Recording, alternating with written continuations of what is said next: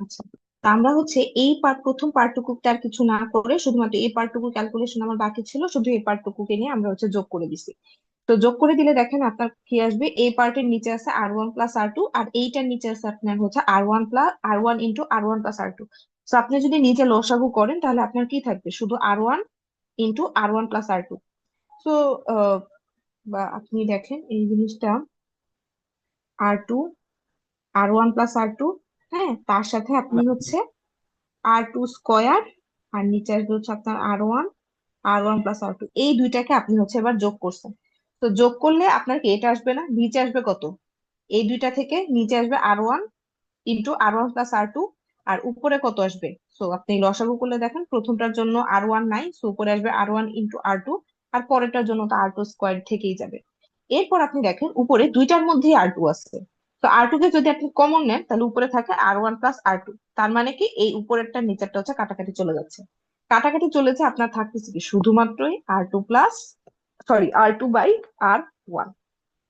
তো এটাই শুধুমাত্র আমার থাকতেছে। এবার আমরা আগের পার্টে যেটা ছিল সেটাকে এনে এখানে তুলে বসাই দিই। তাহলে আগের পার্টে কতটুকু ছিল, এই যে এই পুরো জিনিসটা ছিল, যেটা আমি এতক্ষণ লিখি নাই। তাহলে এইটা আপনার কি আসবে, 2R2/R1 + 1 প্লাস R2² R1²। তো এবার যদি আপনি পুরাটাকে যোগ করেন তাহলে আপনার আসবে হচ্ছে কত বলেন, 1 + 3R2/R1, আর এখানে আসবে কত, R2² R1²। তাহলে এখানে একটা ভি ইন ছিল আর এখানে ভি আউটপুট ছিল।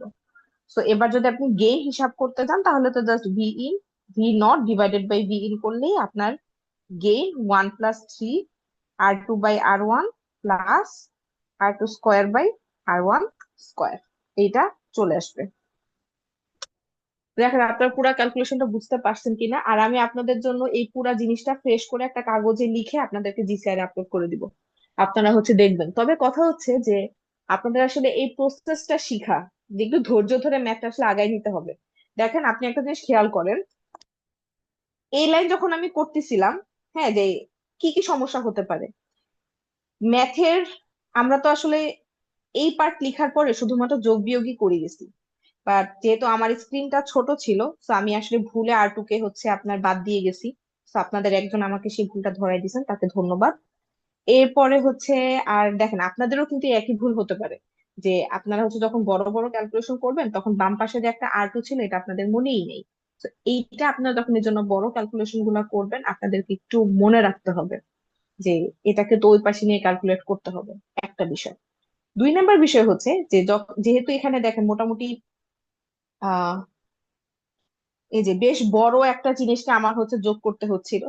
তো যোগ করতে যে যখন আমি এই পর্যায়ে চলে আসছিলাম, এই যে এই পর্যায়ে চলে আসছিলাম, তখন এসে আমার মানে একটা নিজের মধ্যে একটা কনফিউশন চলে আসছিল যে আচ্ছা আমার রেজাল্টটা কি মিলবে, আমার রেজাল্টটা তো নাও মিলতে পারে। এখন যে জিনিসটা হচ্ছে যে আপনাদের এই পরিস্থিতিতে আপনারা ধৈর্য হারা হবেন না, আপনারা ক্যালকুলেশনটাকে আসলে একটু ধৈর্য ধরে আগায় নিয়ে যাবেন। যেমন দেখেন যে এরপরই যখন আমি আসলে এই দুইটা জিনিস যোগ করলাম তখনই দেখলাম যে আল্লাহ, এটা তো মিলে গেছে, আসলে এত তো মানে কনফিউজ হওয়ার আসলে কোনো কারণ ছিল না।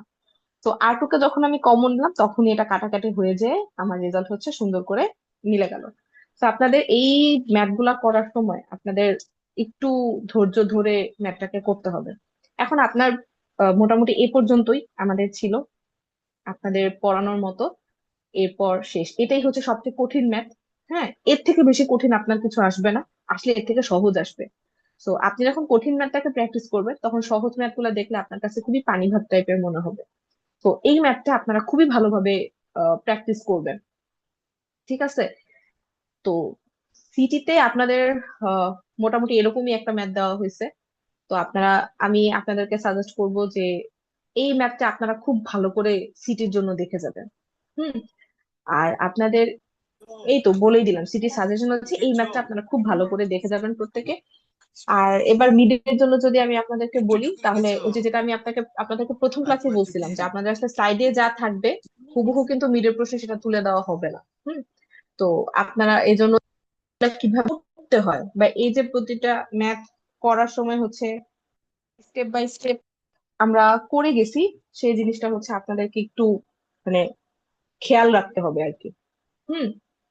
এই গেল।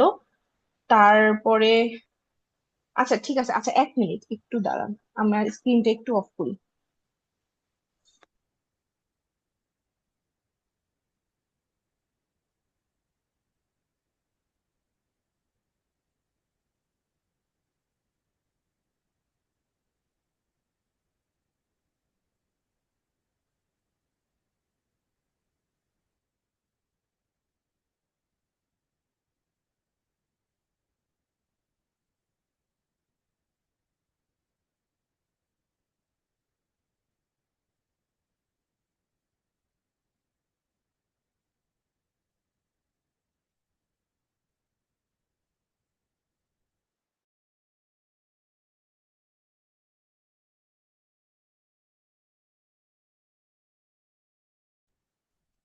ম্যাম।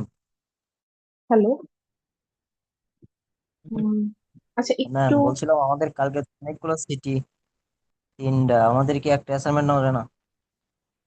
এখন অ্যাসাইনমেন্ট তো আসলে, মানে দেখেন আমি আপনাকে বলি এটা অ্যাসাইনমেন্টটা। বলেন। অ্যাসাইনমেন্ট আপনাদের ফাইনাল, অ্যাসাইনমেন্ট নিলে অ্যাসাইনমেন্ট তো এটা ভালো মিডে হয় আর কিছু কি। নাই। না, সত্যি কথা বলতে আসলে সিটি নিলেই ভালো। ম্যাম কারণ আপনারা তাতে অন্তত একটু পড়বেন। ম্যাম আমাদের কালকে ম্যাম অলমোস্ট ম্যাম 3টা সিটি আছে।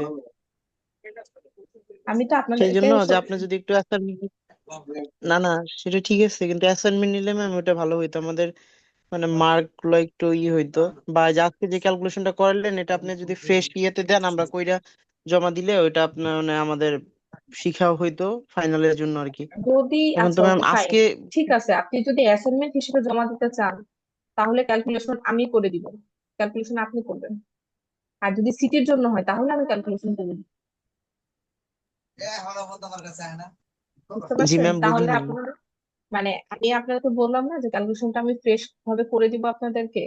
বাট আপনারা যদি এই জিনিসটা অ্যাসাইনমেন্ট জি হিসেবেই নেন তাহলে আর এটার তো প্রয়োজন নাই, আপনারা করবেন আমি দেখবো। বুঝতে পারছেন? ম্যাম তাহলে এটার প্রশ্নটা একটু তাহলে প্রশ্ন ক্যাটাগরিটা জিসিআর দিয়ে দিয়েন কষ্ট করে। শোনেন, আমি বলি আপনাদের একটু পরে, আমি স্লাইড দিয়ে দিব, তো স্লাইডের শেষে এই ম্যাথটাই আছে, তো আপনারা এই ম্যাথটা কিন্তু স্লাইডে আপনাদের এই ম্যাথের হচ্ছে ইয়ে, আপনাদের স্লাইডে হচ্ছে এই ম্যাথের এই পুরা ক্যালকুলেশনটা নাই, জাস্ট এক লাইনে ম্যাথটা জাস্ট অ্যান্সার দেওয়া। বুঝতে পারছেন? তো আপনারা আহ প্রশ্নটা লিখবেন, ওই সেম প্রশ্নের জন্য আপনারা একেবারে ইন ডিটেলসে, আমি যেরকম ইন ডিটেলসে আপনাদেরকে ক্যালকুলেশনটা দেখালাম, আপনারা ইন ডিটেলসে সেই ক্যালকুলেশনটা জি করে আমাকে শুক্রবারে জমা দিবেন। ওকে ম্যাম, ঠিক আছে। ঠিক আছে, তাহলে আপনি এটা সবাইকে জানাই দেন। ম্যাম গত সপ্তাহে যে লেকচারটা ক্লাস তাহলে নিছিলাম ম্যাম সেটা দেওয়া সিটি হয় কি নাই। হবে না? দেওয়া হয় নাই কি বলেন? ম্যাথ যে ম্যাথটা আমার নন ইনভার্টিং এর জিসিআর ম্যাম ম্যাম ওইটা দেওয়া হয় নাই। দেওয়া হয় না নাই, না আচ্ছা। সিটি হবে না ভাই, তাহলে অ্যাসাইনমেন্ট জমা দিয়ে দিবেন। আচ্ছা ম্যাম ঠিক তাহলে আছে, আমরা আমি, অ্যাসাইনমেন্ট দিয়ে দিলেই হচ্ছে এটা। হ্যাঁ, আহ, এই তো গেল। আর হচ্ছে ম্যাম, আপনাদের আর কালকে বলার যে ক্লাসটা মতো, নেওয়া হয়েছিল সেই ক্লাসে লেকচারটা দেওয়া হয় নাই। ঠিক আছে সেটা আমি দিচ্ছি। আচ্ছা ঠিক আছে, আর আপনাদের মিট নিয়ে যা যা বলা সেটা আমরা আপনাদের শুক্রবারের ক্লাসে এক্সামের পরেই বলবো। ম্যাম তাহলে অ্যাসাইনমেন্ট নেবেন না ম্যাম? অ্যাসাইনমেন্টের কথা বললেন। অ্যাসাইনমেন্ট শুক্রবারে আপনারা জমা, সরি ভুল বলছি, অ্যাসাইনমেন্ট আপনারা শুক্রবারে জমা দিবেন, শুক্রবারে ক্লাসে জমা দিবেন। ক্লাসের পরে আমি কারোর অ্যাসাইনমেন্ট নিব না, এটা মাথায় রাখবেন। জি ম্যাম। ক্লাসে আপনাদেরকে অ্যাসাইনমেন্টটা সাবমিট করতে হবে, ক্লাসের পরে কোনো অ্যাসাইনমেন্ট নেওয়া হবে না। এটা আপনারা যত ধরনের এক্সকিউজই দেন, কোনো কাজ হবে না, অ্যাসাইনমেন্ট দেওয়া হবে না। আর ওই ম্যাম তাহলে তো ক্লাসে ওই আপনার এসে, সিটির ম্যাম পরিবর্তে শুধু অ্যাসাইনমেন্ট করতে হবে। আচ্ছা ম্যাম শুধু অ্যাসাইনমেন্টে ম্যাম এখন যে ম্যাথটা করেন শুধু এই ম্যাথটাই তাই না ম্যাম? হ্যাঁ, এই ম্যাথটা, আর হচ্ছে আপনাদের ওই তো, আর শুক্রবারের ক্লাসে মিড টার্মের কোশ্চেন নিয়ে আমরা আলোচনা করবো। ম্যাম জি তাহলে ম্যাম। সিটির পরিবর্তে আমরা অ্যাসাইনমেন্ট দিব। হ্যাঁ, হ্যাঁ ভাই। ঠিক ঠিক আছে আছে, ম্যাম। ওকে, ঠিক আছে ম্যাম, তাহলে হ্যাঁ আমরা থ্যাংক ক্লাসটা ইউ। শেষ করতেছি। ওকে ম্যাম, আসসালামু আলাইকুম। ওয়ালাইকুম আসসালাম।